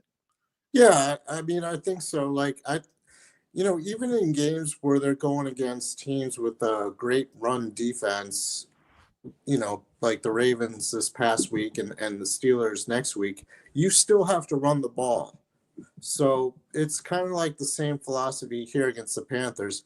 Yes, I think they're 31st in run defense. They're actually not much better in pass defense. I think. Yeah, they're not. They're like 26th. Yeah. But like, you still have to pass the ball. Like, you have to establish that, because that makes the run game that much more effective, and vice versa. So, yeah, I mean, you obviously want to like get in a situation where you get confidence in the passing game, where you can, like, Devontae Smith, assuming he's back, which he's been a full participant in practice all week, would signify that he will be. You want to get him involved, because like there have been some games where he hasn't done a whole lot. AJ Brown doesn't get as many targets as he's gotten in the past couple of years, and they've both been really good soldiers about it, saying like, we understand we're a run first team, and Saquon's the guy, and why would you change that? But you got to keep these guys involved. You got to keep them happy. You got to spread the ball around. So yeah, this would be a great game to kind of try to establish the pass. And nothing else, like, Jalen Hurts as a pocket passer, you want to see him be able to connect deep with those guys. So this would be a great opportunity to do it. Yes. Yeah, and I mean, making them happy is icing on the cake for me. You got two players who are top 10 receivers in the NFL. That gives you a significant advantage to win football games by getting them involved. And that would be the one knock, obviously, on the Eagles offense. But let's go to the defense here, Martin. They're the number one defense in the NFL. What has stood out to you? What has impressed you the most about what this defense has been able to do? And will they be able to sustain this level of play through the end of the year? Well, the one thing that's impressed me the most is Jalen Carter. I mean, not as much with his play. I mean, his play is incredible. I mean, we've all seen that ever since he was drafted, his rookie year. But just that he's playing like the entire game. Like, he played all but one snap against the Ravens. He had a game, I think. I can't remember which one exactly it was. He played every single snap. He's played 96% of the snaps in another game, and like that was kind of like the biggest question mark for him heading into this season, because last year he faded down the stretch. He admitted, he hit that rookie wall and stuff, and like there is absolutely no sign of that this year. I mean, it's a huge credit to him. He got himself in top shape. He's playing tremendously. He's been the big, star on the defensive line for sure. And he's kind of been able to offset like some of the losses they've had at edge rush just because of the push he gets up the middle, which is just as effective as, whatever pressure you get from the outside. So, he's been tremendous. I mean, you can't leave out Zach Bond either. I mean, what the guy has done has been incredible, considering that he's never really been an inside linebacker before. And here he is, like, I think he's fourth in the NFL in tackles. He's been great as well. But I would say Jalen Carter would definitely be the star of that defensive unit right now. Yeah, and Washington was the game he played every snap, 66 snaps in that game. And, he's just incredibly gifted. But, for many years, as you know, in Philadelphia, Martin, they've been a rotational system up front. And Bick's kind of different. I mean, other places like Max Crosby plays every snap, and he has for years. And I think that surprises people because there aren't a lot of defensive fronts that do that anymore. But Bick's kind of in that category. And Jalen's kind of proven he can do it. and you don't want to take that type of player off the field if you don't have to. I'm a little concerned on the edge, though, because Nolan Smith got a whole boatload of snaps in Baltimore. He was okay and made some plays. And Jalix Hunt, obviously, because he has to, you're missing two players, Brandon Graham and Bryce Huff. Is it sustainable to just go with Josh Sweat, Nolan Smith, and Jalix Hunt as a three-man rotation? I think it's going to be pretty tough. They did sign Chuck Harris, off the Carolina Panthers. Carolina revenge game, the big Chuck Harris revenge game. We haven't talked about that. I think as the season, as he gets more use, I think he'll kind of ease into that rotation a little bit. I think they want to get him up to speed with the playbook and everything like that. I wouldn't be surprised if he played some down the stretch, make it at least a 4-man rotation. Maybe give him 15 to 20% of the snaps just to give some of these guys a breather a little bit. But, it was interesting the other day, Vic Fangio was asked, can you get by with the 3-man rotation at edge? And he said he did it for a whole year at San Francisco. Yeah. So, granted, the players they had at San Francisco were probably a little bit better than what the Eagles have right now. This is who they have. Like you mentioned, BG's out for the year. Bryce Huff's on IR. I think he's eligible to come back the Washington game. That would. Yeah, it's interesting. They kind of hope he's going to be back, but nobody knows if he's going to be back. It depends on how the wrist surgery went. But all of a sudden, Bryce Huff has become important. Yeah. And it would be nice to get him back. Yeah. But that's very, very, very iffy at this point, I would say. Yeah. And also, you got a chance, the last 2 games against the Cowboys and the Giants, depending on where the Eagles are in the standings and the conference and everything, if things are settled, you can kind of work a few extra guys in there. So I think the main 3 guys will be pretty well rested for the playoffs. And then, at that point, you got to go with your best guys. So, Detroit's got a lot of injuries. So it's all, everybody's got injuries at this stage. And you do have to persevere.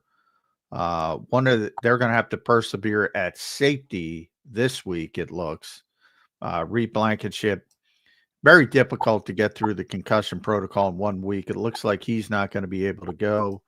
Hasn't practiced at all this week. Avonte Maddox was working with the safeties yesterday. Boy, that got people upset. But what are you going to do? Tristan McCollum's going to start. That would be his first NFL start, Martin. His twin brother is very good in Tampa. Maybe it runs in the family. What do you expect out of Tristan McCollum? Well, they like him. He was already ahead of Sidney Brown. So, they like him. And he had that huge pass breakup against the Ravens on 4th down in the 4th quarter. So,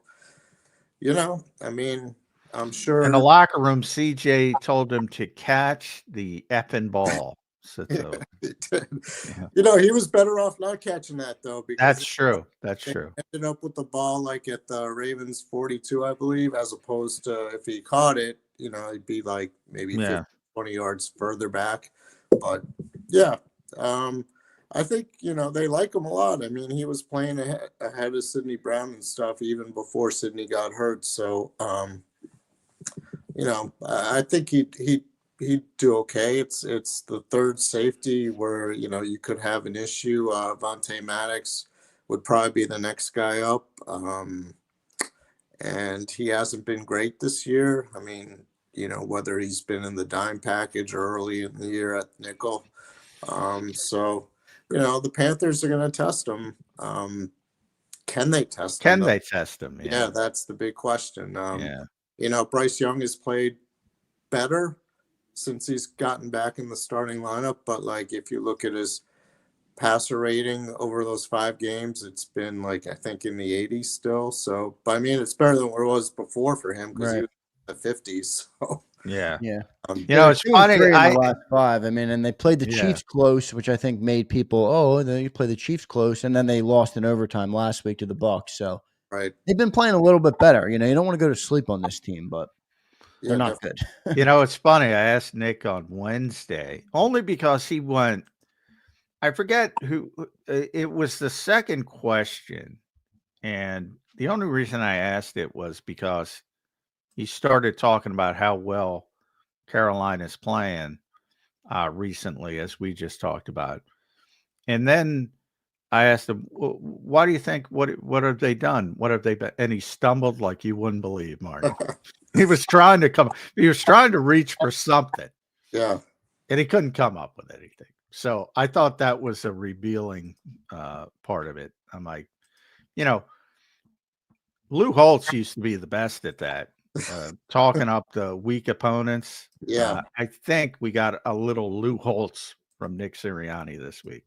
Yeah, he actually I remember that he actually made a pretty good point. Like if you go back to Sirianni's first year, he did. Yeah, you're right. That was a good point. They were 2-5 and they were awful, and everyone thought, both staff should be fired, and they turned it around, and that's kind of like what you're seeing now with the Panthers. I mean, they're 2-3 in their last 5 games, which is, better than what they were before. I mean, So Sirianni put out the blueprint for every team that sucks to think they still have a chance to be good. Yeah. Yeah, and the Eagles have a habit of playing down. Playing down. I mean, we all remember that Cleveland Browns game a couple months ago, where people were chanting "Fire Nick" at halftime, and they won by 4 points. And people are evidently still chanting "Fire Nick." Chris Canny on ESPN said, "Yeah, he still might get fired." Yeah, I don't like Chris's odds getting that one right. Chris will be wrong. Martin, how do you evaluate Jalen Hurts this year? As he's coming off top an MVP a couple years ago, led us to the Super Bowl. Now it's like it almost feels like the offense doesn't go through him as much this year. How do you evaluate what he's been to the team and his progression as the leader of the team? Well, I go back to the fact that during their 8-game winning streak, he's only had 1 game in which he's turned over the ball. So is that a product of him just giving the ball to Saquon Barkley all the time and running when he has to? I mean, maybe, but that's what a good quarterback does. I mean, the problem early in the year when they started 2-2 and he had I think 4 interceptions and 3 lost fumbles in their first 4 games is he was trying to force too many things. He was trying to make plays that weren't there, and he has not done that at all during this 8-game winning streak. So from that point of view, I think Jalen Hurts is playing great. I mean, you look at his passer rating since, during this 8-game winning streak, and I think it's like 116 or something, which is, tremendous. It's among the best in the league. I think only Lamar Jackson and I think Jared Goff might be higher, during those 8 games. So he's been great. He's done exactly what a quarterback on a top team needs to do. He's picked his spots. He's run the ball when he's had to. He's not throwing 30 times a game, but the Eagles don't need him to throw 30 times a game. And maybe that's a good thing because he's not really putting the ball in harm's way and everything. And you got Saquon Barkley. I mean, the guy's on pace to rush for over 2,100 yards, break Eric Dickerson's record. So why would you go away from that until someone shows that they can stop him, which they haven't? And of course, that's the big question. If someone does stop Saquon Barkley, can Jalen Hurts pass the Eagles to a victory? And, we saw that in 2022. He had an MVP caliber season. And we're seeing that this year. I mean, we haven't seen it that much this year, but we could.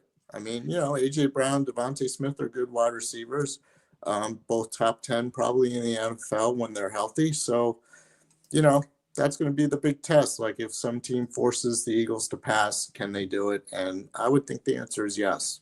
So your evaluation, though, is that it's more credit to Saquon Barkley and less of a concern about Jalen Hurts, that they've kind of taking the ball out of his hands a little more? I mean, you get a guy like Saquon. Okay, it's obvious. That's more your line of thinking there? I think that's a fair way. I think that's a fair way to put it. I mean, he's done exactly what he's needed to do for the Eagles to win. I know that sounds like a cliche, but yeah. No, but it's true. You're right. I agree. Yeah. No, well, yeah, I think he deserves a lot of credit for his ability to win football games. I do think Nick kind of overstated in Baltimore when he said he should be in the MVP conversation. But I kind of look at it from this standpoint, Martin, in the fact that this was not the Eagles' plan. They brought in Kellen Moore to evolve this offense and get the passing game going with more motion, and then you have a complement with a great running back, and that part of it's worked out, and they can close games better and all that kind of stuff. Mm-hmm. But the bottom line is, at the bye week, they went backwards. They said, you know what? We got to scale this thing back. Mm-hmm. It's worked. I give the coaching staff tremendous credit to say, all right, this is our best path to winning games, and all they've done is won games. So I give them credit. But how do you think Howie Roseman and Jeffrey Lurie feel? Well, I think it's more Jeffrey Lurie than Howie Roseman. I mean, Howie's the one who went out and got Saquon Barkley. So, yeah, I think Jeffrey Lurie's like, what are they doing? But, that's what you got to do to win. I mean, until someone shows that you can stop Saquon Barkley, you keep giving them the ball. And that's the thing, like in the fourth quarter, when they've had a lead, they can run off 5, 6, 7 minutes of clock all the time. And by doing that, you're obviously running most of the time, but you're also throwing like short passes that are easily completable. I mean, you're not throwing the ball 30, 40 yards down the field. Like you remember that Seattle game last year where, they went deep at the end and was intercepted, and, Jalen and AJ Brown admitted that they improvised and all. They don't have to do that. I mean, that's the difference. You get in the fourth quarter, all you have to do is run the ball, throw short, safe passes, and just drain the clock. And that's kind of what they've done. That's been their MO, and it's not pretty. It's not sexy. And they're not going to light up the well, they are going to light up the scoreboard because they're still scoring 30 points a game, basically. But it's just different. Yes. Yeah, and the thing that makes me concerned about it is that Lions team is putting up 31 points a game, best in the NFL. So you're not going to be in it. Like Martin, I said, the reason this is working so well right now is because your defense, right? I mean, the Ravens had a chance last week to have a 2-score lead multiple times. The Eagles had 4 straight punts in that game. And I'm like, boy, if this defense didn't hold up, you'd be forced immediately to play a different style of football. And they haven't had to do that. So the defense is really a big reason I think they're able to do this. And when you go up against a team like the Lions, will that hold? I think that's where the questions are real and have merit. Yeah, absolutely. And at the same time, though, they have an offense that can hold the ball for like 5, 6, 7 minutes. So true. Jared Goff won't get as many chances, ideally. The problem is, like you said, if they, have their typical slow first quarter start and they're down 17-0 to the Lions, which they very well could be, that's a lot different than being down 9-0 to the Ravens, which they've been, or 6-0 in that first game against the Green Bay Packers. I mean, that's easily overcomable. But if you're down 17-0 at the end of the first quarter to the Lions in Detroit in that loud dome, and that might be too late. So obviously they need to get off to a better start, which has been a problem all year. But if they're close and they can just hold the ball, then the Lions don't get a chance. I mean, that's basically how it works. I mean, we saw that last night at the end. Dan Campbell, maybe. And Jordan Love never got another chance. So Green Bay didn't win. Well, I'm glad you brought that up because I want to talk about Dan Campbell's fourth down aggression. Yeah. The Eagles used to have this use advantage in the Doug Peterson era. One of the major reasons they have their lone Super Bowl championship is because they were ahead of the curve from an aggression standpoint. They still are, but they're behind Detroit, clearly. Yeah. And I don't know how closely you watched yesterday's game, Martin, but the thing that stands out to me about Detroit, first of all, I agree with both teams. You got to be aggressive in the modern game. So I agree with both teams. But the thing that stands out to me about Detroit that the Eagles don't have is when they're on third down, you can see with Ben Johnson, he's already got the fourth down call in his head. Like, it doesn't matter what happens on third. He's ready to go. With the Eagles, I see some hemming and hawing. I see late play clocks. I see some confusion. I no longer think that's an advantage for the Eagles against a team like the Lions. And they used to be the team leading the curve, so to speak, when it came to aggression. Is that a problem for you? Well, I look at it this way. The one time where the Lions did not convert on fourth down, they had a 4th and 1. It was at their 30-yard line in the fourth quarter, and they had Goff pitch it back to Gibbs, I believe it was. Yeah, it was Gibbs outside, which I did not like, but he killed the play. The play was going to be quarterback sneak, and Green Bay did a good job covering up the A gaps, and then he killed the play. And I thought that was a bad adjustment. But see, the difference with the Eagles here, I mean, I think if it was the Eagles situation, I think there's a good chance Sirianni would go for it, but it's 4th and 1, and we all know. Oh, they're going to get it. Yeah. They're going to do the tush push. They're going to get it. But I don't know if he would go in that situation. That's my concern. Well, it's 50-50. I mean, it's risky because obviously you're at your 30-yard line, and if you don't make it, very risky. That's the point. Yeah, that's if you're playing an NFC Championship game and you want to, keep the ball and everything. I mean, it's a risk they might take, but they have a play for it. That's the difference. Like the Lions, they're not going to do the tush push with Jared Goff no matter what. You said obviously the Packers kind of had all the gaps plugged and they had to pitch to the outside, which pretty much killed the play. The Eagles are still going to they don't have to worry about that. I agree with that. But it just seems like more the 4th and 3 type plays, the 4th and 4 type plays. Like it seems to me like the Lions have a plan. Like they're going into third down. They already know what they're going to do on fourth down, and they know they're going.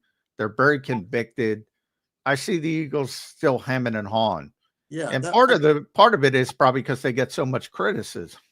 Yeah, but I still think if it's 4th and 3, inside, on the plus side of the field, in the other team's territory and everything, the Eagles are going to go for it. Yeah, typically. They're going to go for it. I mean, and the Lions obviously do that. The difference also, I kind of got the sense that, let's say if the Lions are facing the 3rd and 8, they're playing for fourth down. Oh yeah. I think the Eagles are still 3rd and 8. They're trying to get the first down, and I'm well, if we get 2 or 3 yards, should we go for it? Should we not? Right. Lions already know. I mean, I agree with you in that sense. If it's 3rd and long, I think the Lions kind of have a plan that they have 2 plays coming, whereas the Eagles are kind of let's see what happens, and then we'll decide. Yeah, Dan Campbell has stuck to his guns better than Sirianni because Dan had to sell his freaking house and move for over going for it. Nick Sirianni got some shit in the media, but he didn't necessarily have to do that. So credit to Dan Campbell for sticking to his guns. Martin, last question, man. How do you see this game playing out this weekend? Eagles-Panthers, Week 14. I think at first it's going to be closer than people are probably going to be comfortable with, but I think by the end the Eagles are going to kind of pull away. I kind of predicted 37-22, so they kind of cover the point spread, but not by a lot. I just think there's too much Saquon Barkley, and I think Hurts will kind of get the passing game going with AJ, and now that Devontae's back, I think that's going to be big. And I like the way Grant Calcaterra's played. When they haven't had Dallas Goedert, which obviously they're probably not going to have this weekend. So. I think the offense is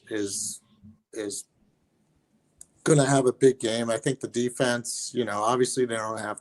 I mean, I think they're going to be good enough. Bryce Young might kind of surprise them a little bit at first. They might get off. The Panthers might get off to a pretty good start, but I think by the end, the Eagles will show that they're the much better team and pull away. At M Frank NFL, make sure you follow Martin on the X platform. You can read him at DelawareOnline.com. Does a tremendous job covering this team. We're used to winning in Philadelphia, Martin, and I think they're going to win again. I think you're right. So just a matter of how much. Thanks, buddy. Appreciate it. And I will see you later today. You think Nick Sirianni's going to tell us Dallas Goedert's out in the morning? I think you can take this statement to the bank right now. You'll get an injury report later. We'll see. That'll be it. Martin, we appreciate it, man. Thanks for joining Thanks, us. bud. All right. Thanks for having me. Talk to you guys. Right. Good stuff there from Martin Frank from the Delaware News Journal. Make sure you guys Nick is not going to let us know. I know that was but we know he's not playing. That was funny by Martin. All right, everybody, final segment here, and we will give you our predictions. The much anticipated Johnny Mac and Big Z prediction for Week 14's matchup. Johnny Mac, coming to you first. We got a couple. Actually, let's hit the super chats, and then we'll do our predictions there in the final second. We got two super chats here. Nate the God. Look at this. I like this name for you, John. J Mac Izzle. J Mac Izzle. Is this defense trending towards top 5 Eagles defense of all time? People keep saying the offense is starting slow, but the D starts slow as well. We don't wake up until we get punched in the mouth. Well, I mean, if you frame it in just the fact they don't have a lot of number 1 defenses in the history of the Eagles, believe it or not. I mean, Buddy Ryan never had a number 1 defense. Crazy to think about when you hear people talk about that gangrene defense. Yeah, the number 1 defense, the last number 1 defense was from Bud Carson when he was the coordinator. And Jonathan Gannon had number 2. He was 12 yards off being number 1, I believe, in 2022. So from just that kind of standpoint, yes, it is one of the best Eagles defenses to this point ever. But boy, it doesn't feel that way. But that's the game. That's the modern game. Like if you think about the Reggie defense and Reggie White defenses, they seem better, but statistically matched against their peers, they're not better for the most part. But yeah, that's because the game has changed. They're playing a different game. So statistically, yes, if they keep it going. But are they as good as that the Seth Joyner group since my buddy Seth? And no.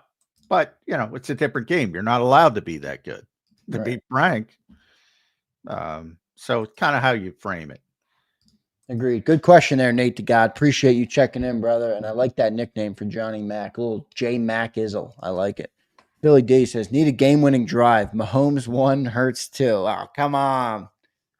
Well, I don't think you need a game-winning drive. I'm not one of those that wants to test things just to No, test he's saying things. if we need a game-winning drive, he'll take Mahomes. Oh. Well, I definitely take Mahomes 1. No, Yeah. I'm not taking Jalen number 2. No, I'm not either. no. I mean, no. I mean, no. Game-winning drive, you typically need to pass the ball a lot. Yeah. Not right now. No, I would not take Jalen number 2. I don't know if I take him in the top 10, to be honest. And that You said then who's number 2? Who'd you take number 2? Probably Josh Allen for me. Maybe Joe Burrow. Joe Burrow is freaking nasty in the passing game, man. He's getting underlooked this year because of that shitty team, but he's having an MVP level season as a quarterback.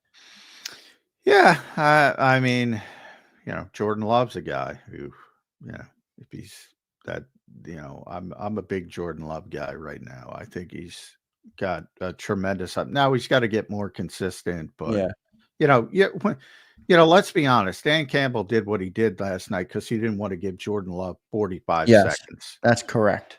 That is 100% correct. I'm not saying Emmanuel Acho put out a tweet like scathing him, and he's like, if you just take the field goal there, Jordan Love has to go 35 or 40 yards to try and tie the game. Yeah, that's and easy. If you miss the field, or if you miss or you don't go for it or whatever, however he worded it, then Jordan Love can go 40 yards and win the game. And I'm like, or you can go for it and not give him the fucking ball at all. I mean, what the hell? You left out the most important. And I'm not saying he's number 2. I'm just saying you saw a head coach who did what he did because he didn't want to give the football to Jordan Love. Yeah. So there's a bunch. Joe Burrow, you just mentioned. Sam Darnold's won 2 games in 2 weeks. Last drive in overtime, last minute drive, 4th and 7 conversion, 6 of 6. Yeah, I mean, there's a guy who's done it twice in 2 weeks. Small margin of error, 1 play going the negative way, you lose the game. Guy's done it twice in 2 weeks. I'm not saying he's number 2. Burrow, Josh Allen. Yeah, you're just giving context. I see what you're saying. All right, John, let's get into our predictions, man. Eagles, Panthers, 3-9 Panthers, 10-2 Birds at the Link, a 1 p.m. Sunday matchup. Keys of the game and your prediction, my friend. Keys to the game, show up on time. Being a little bit facetious, but yeah, I think this is pretty much as easy as you get in the NFL, at least. I think it's a blowout. I think they cover the spread. It may be a little bit untoward at the beginning, as Martin kind of said, as the late wake-up call factors in. I'm going to say 34-17-ish Eagles. I like that. That's a pretty good score. I had a score that I modified. I originally had a score, but I gave the Panthers a little bit more credit than maybe I did in my original score was like 27-7. I didn't think the Panthers were going to do much against our defense, but I modified it. I went 31-13. I think the Eagles win. I just don't see how, one, this defense sucks, so the Eagles should be able to score at will. And 2, I don't see how they're going to score points against the number 1 defense in the NFL. No, like I said, I like Vic against young quarterbacks. Yeah. He tends to confuse them. And I don't think Bryce Young has played well in general. He's played better, as I said, but I don't think he's played well in general. I think I've said it a couple times this week. I think it's an indictment to him that the best part of this Panthers team is probably their offensive line, which is typically not the case when you're talking about bad football teams. And that tells me bad things about the quarterback. Now, I'm not going to sit here and say I spent a ton of time watching Bryce Young this week, because I haven't, but I don't think that's a good sign for Bryce Young. The fact that I assumed, in fact, I told you that earlier this week, Zander, I assumed they had a bad offensive line. Yeah. That is not the case. Yeah, their offensive line is not bad. So that concerns me. But that's a Panthers problem. They have to figure that out. I like it. Any score predictions in the chat we can get? Daz has 34-10. The big one. 31-13. I'm pretty close to you, Daz. It sounds crazy, but I mean, I don't know what the Panthers are going to do. Chris Scott says 41-13. Wow, Chris. I don't think we've put up a 40 burger yet this year. And I saw somebody tweeted online the Eagles are going to drop a 50 burger, and somebody said, well, the Eagles haven't dropped a 50 burger since November of 2017. So I'm going to take I'm going to go against those odds. I'm always going under with the 50 burger. Yeah, anybody. Not to say Miami had 70 last year, whatever they scored. So, but I'll always take the under if you're playing the odds. Yeah, 34-13. Yepa says 33-17. All right, Johnny Mac, great show today, my friend. Good breakdown, as much as we could do, obviously, of this game. Good reaction to last night's game as well. Get down safely to the NovaCare Complex, and we will talk to you on Sunday, my friend. Big Week 14 matchup, Johnny Mac. All right, let's do it. Football Friday. Thanks for listening, everybody. I don't know if we got an F-bomb in today on a Fuck It Friday, other than the one I just I don't think we did. Yeah. That's a bad job by me. I should have thrown it at my first referee. Yeah, you were going off early. I thought it was coming then. You gave him a stop it, but we didn't get the F-bomb in there. All right, everybody. Thanks for tuning in. We appreciate it. Hit that like button, and we will catch you later on today on the National Football Show with Big Sills, and I'll be on there at 3:30. So looking forward to talking to you guys then. See you next time, everybody. You've been listening to Birds 365. the destination for the passionate Eagles football fan who bleeds green. If it's Eagles football, we're talking about it. Debate inside the locker room and guests that are some of the greatest football minds from around the region. We hope you enjoyed the show. We know we had a blast. Make sure to like, comment, and subscribe, and we'll be back soon. But in the meantime, hook up with us on social media at JAKIB Sports. See you next time on Birds 365.